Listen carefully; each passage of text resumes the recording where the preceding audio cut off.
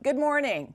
My name is Uzra Zeya, and I'm the Undersecretary for Civilian Security, Democracy, and Human Rights at the United States Department of State. It's my pleasure to be with you all virtually today. I'd like to thank our hosts, the government of Botswana, including President Masisi, and the National Democratic Institute for inviting me to speak at this important event, and Chargé d'Affaires Jacobson for the warm introduction. At the heart of democracy lies the will of a country's citizens. Strong democracies are responsive to constituents' needs and priorities. Just like in the United States, public opinion surveys across the continent confirm that large majorities of Africans also want regular, open, and honest elections to determine their leaders. Elections are critical to democratic consolidation, and constitutionalism plays an essential role in facilitating them. A commitment to constitutionalism is also central to the principles of the Summit for Democracy, where in late 2021, President Biden brought together world leaders, civil society, and the private sector to make concrete commitments to build democratic resilience and counter authoritarianism globally. The summit served as a rallying call to bolster efforts to advance democracy as a form of government that reflects the will of citizens and can deliver real results, transparently and accountably, and can restore faith in the democratic process.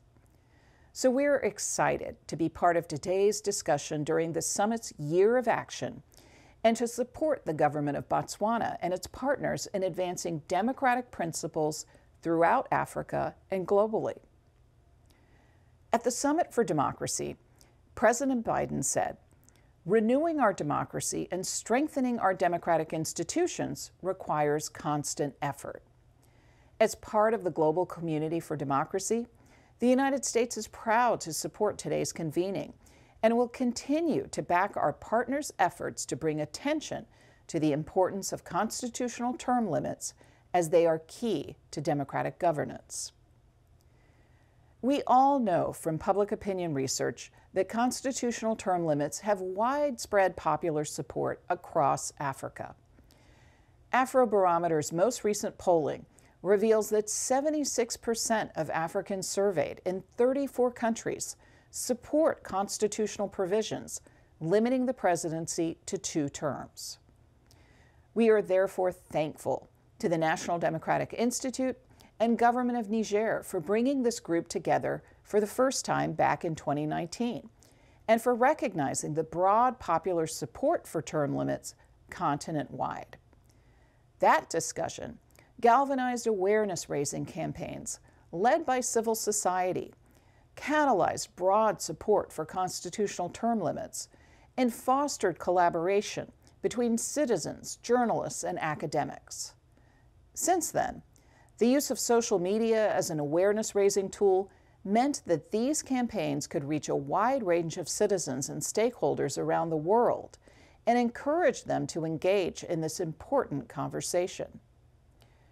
We look forward to seeing what further innovations result from this week's discussions as part of our commitment to share ideas and learn from each other to make our democracies better. Like other countries, we committed to improving our democracy and working with others.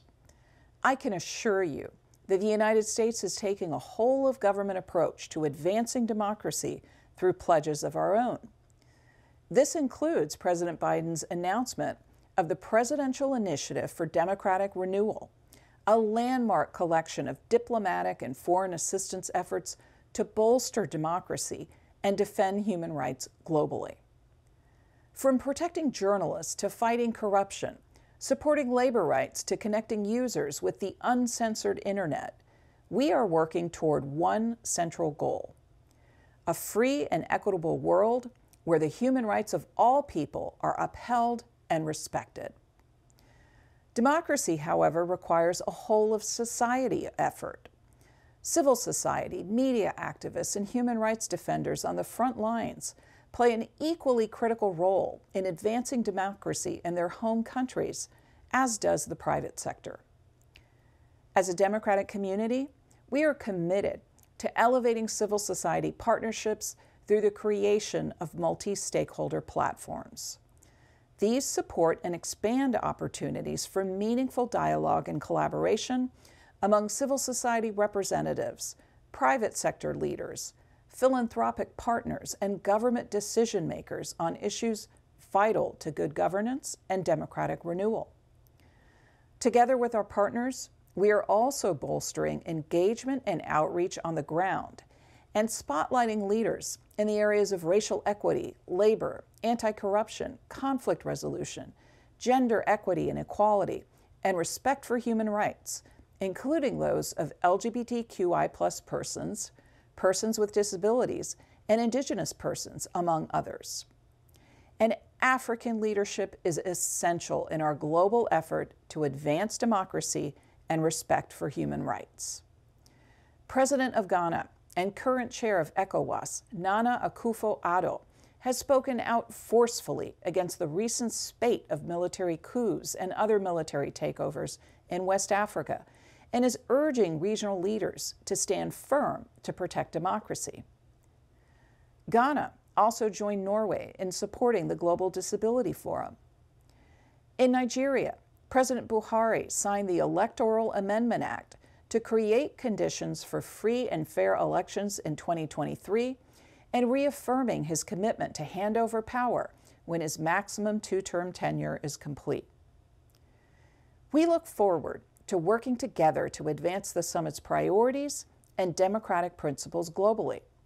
To this end, the United States has dedicated resources to advance the participation of women, LGBTQI+ persons, and persons from marginalized and underserved communities in democratic institutions. This includes a new initiative, the Global LGBTQI+ Inclusive Democracy and Empowerment Fund, to address a critical gap by facilitating the participation and leadership of LGBTQI+ community members in democratic institutions. The November 2021 Botswana Court of Appeals decision restoring to LGBTQI+ persons their dignity, privacy, and equity acknowledges the importance of removing all obstacles to full participation in civic life and democratic institutions. As you'll hear later in the conference from our distinguished panel of women heads of state, full and active political participation of women is essential to consolidating democratic gains. We know women's leadership in decision-making processes leads to better and more sustainable outcomes, not only for women, but for entire communities and countries. As Vice President Kamala Harris reminded us, the status of women is the status of democracy. As such, the United States launched the Supporting Her Empowerment, Political Engagement, Rights, Safety, and Inclusion Strategies to Succeed initiative. This will support women's political participation and empowerment to build and sustain good governance and lasting democracy globally.